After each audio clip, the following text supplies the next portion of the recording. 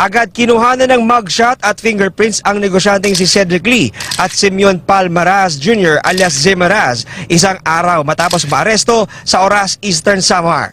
Bukod sa abogado nilang si Attorney Howard Calleja, dumating din ang mga kapatid ni Raz, pati ang kapatid ni Cedric na si Bernice.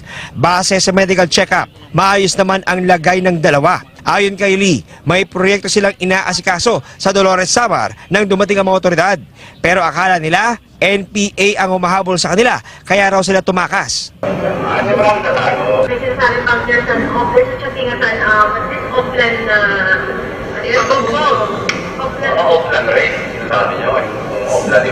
There was a voluntary surrender on the part of the client. We will face this case squarely. Pero ayon sa NBI, pahirapan ang pagtugis kila Lee.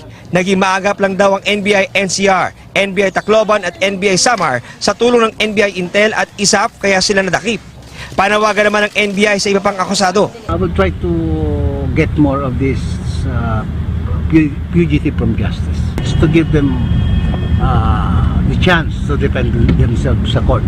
Matapos ang booking procedure, ikinulong na sila sa NBI Detention Center. Ayon kay NBI Director Virgilio Mendez, wala silang matatanggap na special treatment. Umaasa si Lee na mapapababa ang kaso niyang serious illegal detention at magiging illegal detention na lang.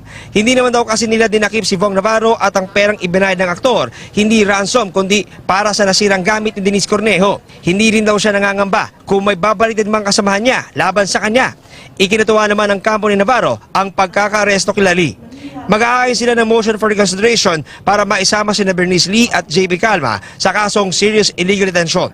We're very happy also on another level because now we can really focus on what is ahead, which is preparing for trial. Mahirapan siguro si Denise to hide forever.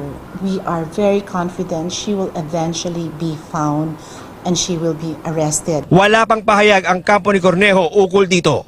Ngayong nahulog din sa kamay ng NBI si Cedric Lee at Zemaraz, hindi raw sila titigil hanggat hindi nahanap si Denise Cornejo at kanyang mga kasamahan para mapanagot sa kasong serious illegal detention na isinampa laban sa kanila. John Consulta, Nakatutok, 24 Oras.